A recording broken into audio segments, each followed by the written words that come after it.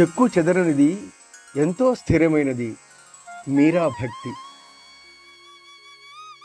మీరాబాయి అందరి ఆడపిల్లల్లాంటిది కాదు. ఆమె వద్ద ఒక అత్యంత అమూల్యమైన వస్తువు ఉండేది.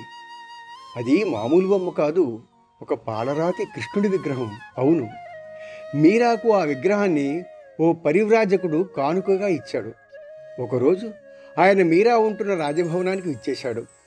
మీరా తండ్రి అతనికి భిక్ష వేశాడు. పసిబాలిక మీరాను చూసి ముచ్చటపడిన ఆ సాధువు కృష్ణుడి విగ్రహాన్ని బహుమతిగా ఇచ్చాడు. మీరా ఆ విగ్రహాన్ని గురించి పెద్దగా పట్టించుకోదని ఆమె తండ్రి అనుకున్నాడు ముందు. కానీ తొలి చూపులోనే మీరా కృష్ణ విగ్రహాన్ని అమితంగా ప్రేమించింది. ఎక్కడికి వెళ్ళినా ఆ విగ్రహాన్ని తనతో పాటు తీసుకువెళ్ళేది, మాట్లాడేది, దానితోనే ఆడుతూ పాడుతూ నిద్రించేటప్పుడు కూడా తన పక్కనే పెట్టుకునేది. విగ్రహంలోని కృష్ణుడు మీరా ఆప్తమిత్రులాగా మెలిగేవారు. వారి ప్రేమ ఎన్నడూ తగ్గలేదు.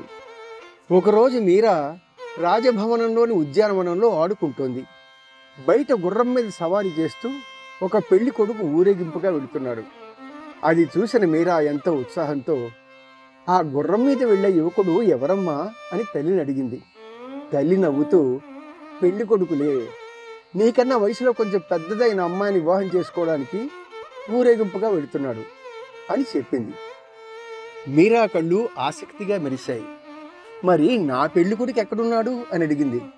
ఆమె తల్లి సరదాగా, "ఇదిగో కృష్ణుడు, ఈయనే నీ పెళ్లి కొడుకు, ఎప్పుడూ నీ వెంటే ఉంచుకుంటావు కదా" అంది. దురదృష్టవశాత్తు మీరా తల్లి ఆమె పసి వయసులోనే మరణించింది. దానితో మీరా కృష్ణుడికి మరింత దగ్గరయింది. ఆ కృష్ణుడే తన సర్వస్వము అనుకుంది. మీరాకి యుక్త వయసు రాగానే ఆమె వివాహాన్ని పొరుగు రాజ్యానికి చెందిన రాకుమారుడితో జరిపించాలని ఆమె తండ్రి నిశ్చయించాడు. ఆ యువరాజు తల్లిదండ్రులు పేరు పొందిన రాజవంశీయులు. మీరాకి అందగాడైన ఆ యువరాజు ఎంతగానో నచ్చాడు. వివాహాన్ని హృదయపూర్వకంగా ఆమోదించింది. అయినప్పటికీ ప్రతిరోజు గుడికి వెళ్ళి తన పూజలను శ్రీకృష్ణుడికి సమర్పించుకునేది. ప్రపంచంలో ఏ విషయము కూడా ఆమెకు కృష్ణుణ్ణి మరిపించలేకపోయింది. ప్రతిరోజు కృష్ణ గీతాలను ఎంతో భక్తిపూర్వకంగా పాడుతూ ఉండేది మీరా.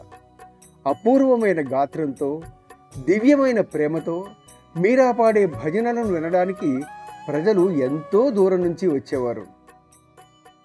కానీ మీరాకు కష్టాలు పొంచి ఉన్నాయి. మరి మీరా అంతసేపు గుడిలో గడపడం అత్తవారికి ఎంతమాత్రమూ నచ్చలేదు. ఆమె తమ ఇంట్లోనే ఉండాలని, తమకు సేవలు చేస్తూ ఉండాలని వారు భావించేవారు. ఋషులు, పండితులు సుదూర ప్రాంతాల నుంచి ఆమె వద్దకు వచ్చి ఆమె చర్చించే ఆధ్యాత్మిక అనుభవాలను ఎంతో శ్రద్ధగా వినడం వారికి అసూయ కలిగించింది. యుక్త వయసులోనే ఇంత భక్తి విశ్వాసాలు ఉన్న ఈ అమ్మాయి ఖ్యాతి చాలా దూరం పాకింది. అలా పాకుతూ ఈ విషయం అక్బర్ చక్రవర్తి దాకా వెళ్ళింది. తాను స్వయంగా ముస్లిం అయినప్పటికీ అక్బర్ చక్రవర్తి అన్ని ఆధ్యాత్మిక మార్గాలు తెలుసుకోవడానికి ఎంతో ఆసక్తి చూపించేవాడు. ఆయన మీరాను కలుసుకోవాలని ఆశించాడు. కానీ ఆమె కృష్ణుడి దేవాలయానికి వెళ్లకుండా కుటుంబ సభ్యులు అడ్డుపడుతున్నారు అన్న విషయం అక్బర్ చెవిన పడింది. అక్బర్ తెలివిగా ఒక బిచ్చగాడిలాగా మారువేషం ధరించి తన ఆస్థాన కవి అయిన తాన్సేన్ను వెంట పెట్టుకుని మీరాను దర్శించడానికి బయలుదేరాడు. మీరా భక్తి ప్రపత్తులు, ఆమె గానం అక్బర్ పాదుషా హృదయాన్ని హత్తుకున్నాయి. ఆయన కళ్ళ వెంబడి కన్నీళ్లు జలజలా రాలాయి. అది మీరాకు భగవంతుడు ప్రసాదించిన బహుమతి. అక్బర్ ఇంటికి వెళ్లే ముందు తన విలువైన హారాన్ని అక్కడ పెట్టి వెళ్ళిపోయాడు. ఎప్పుడైతే ఈ వార్త ఆమె భర్త చెవిలో పడిందో మీరా అశాంతికి చేరువైంది. అక్బర్ మీరాను దర్శించడానికి ఇచ్చేశాడని, అంతేకాకుండా ఆమెకు అమూల్యమైన ఆభరణాన్ని బహుమతిగా కూడా ఇచ్చాడని ఆమె భర్త గూఢచారం ద్వారా తెలుసుకున్నాడు. మీరాను వెంటనే నదిలో దూకి ప్రాణత్యాగం చేయమని ఆదేశించాడు. మీరాకు ఈత రాదు. ఆమె భర్త ఆదేశాన్ని కాదనలేక నదిలో ఒక్కసారిగా దూకేసింది. నదిలో పడి మునిగిపోతూ ఉన్నప్పటికీ ఆమె హృదయం శ్రీకృష్ణుణ్ణి స్మరిస్తూనే ఉంది. పరమాత్మ తన భక్తులను ఎప్పుడూ విడిచిపెట్టడు. కృష్ణుడు ఆమెను మునిగిపోకుండా రక్షించాడు. తన జన్మస్థానమైన బృందావనానికి వెళ్ళి ఉండమని, అక్కడైతే సురక్షితంగా ఉంటుందని మీరాను కృష్ణుడు ఆదేశించాడు. కొందరు నమ్మదగిన అనుచరులతో మీరా బృందావనానికి వెళ్ళి ప్రశాంతంగా తన ఇష్టదైవం అయిన శ్రీకృష్ణ పరమాత్మ స్మరణలో జీవించసాగింది. ఆమె స్వేచ్ఛగా మధురమైన కంఠంతో కృష్ణుడిపై భక్తి గీతాలు పాడుతూ ఉండేది.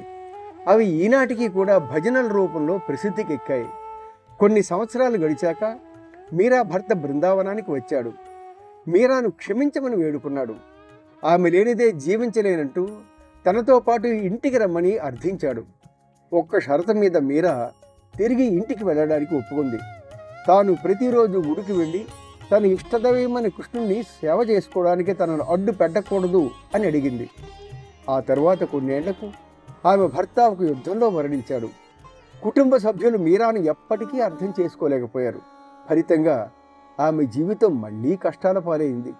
2 సార్లు మీరాను హత్య చేయించేందుకు కూడా వారు ప్రయత్నించారు.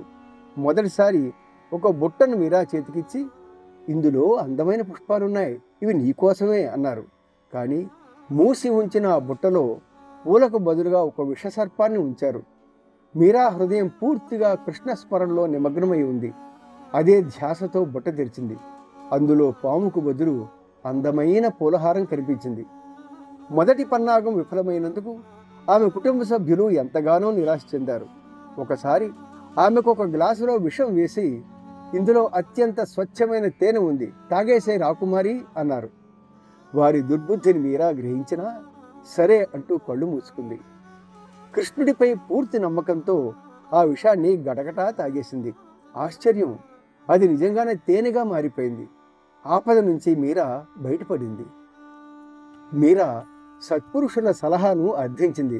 వారు, నీ కుటుంబ సభ్యులు నిన్ను ఇలానే వేధిస్తారు కాబట్టి నువ్వు త్వరగా బృందావనానికి వెళ్ళడం క్షేమదాయకం అని వారు చెప్పారు. వారి సలహా మేరకు రాత్రికి రాత్రి రాజభవనం నుంచి మీరా తప్పించుకుంది, బృందావనానికి చేరుకుంది. అంతే, తిరిగి ఆ ఇంటి వైపు చూడనే లేదు.